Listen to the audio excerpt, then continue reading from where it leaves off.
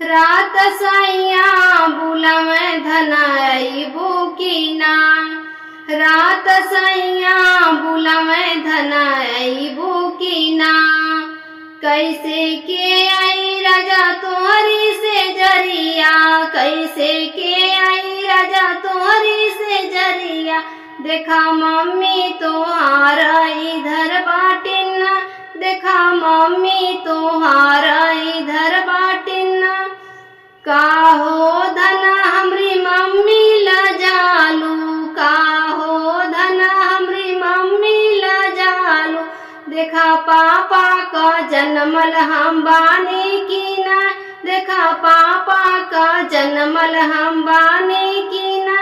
रात राजा बुलावे धनाइबू की ना, रात राजा बुलावे धनाइबू की ना। कैसे के आई राजा तोहरी से जरिया, कैसे के आई राजा तोहरी से जरिया। देखा भाभी तोहार इधर बाटिन, देखा भाभी तोहार इधर बाटिन। का हो धना हमरी भाभी लजालू, का हो धना हमरी भाभी लजालू। देखा भैया के संगे उ बाटिन की ना, देखा भैया के संगे उ बाटिन की ना।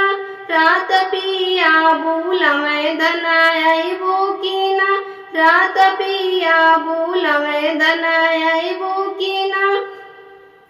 कैसे के आई पिया तोहरी से जरिया, कैसे के आई पिया तोहरी से जरिया।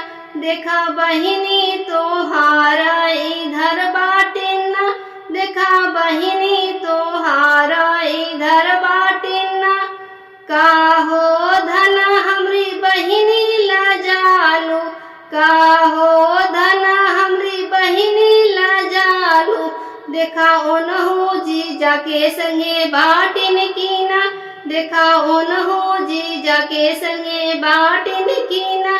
रात राजा बुलावे धनाइबू की ना, रात पिया बुलावे धनाइबू की ना। मेरा गीत अच्छा लगा हो तो प्लीज सब्सक्राइब करें, लाइक करें और कमेंट करके बताएं मेरा गीत कैसा लगा।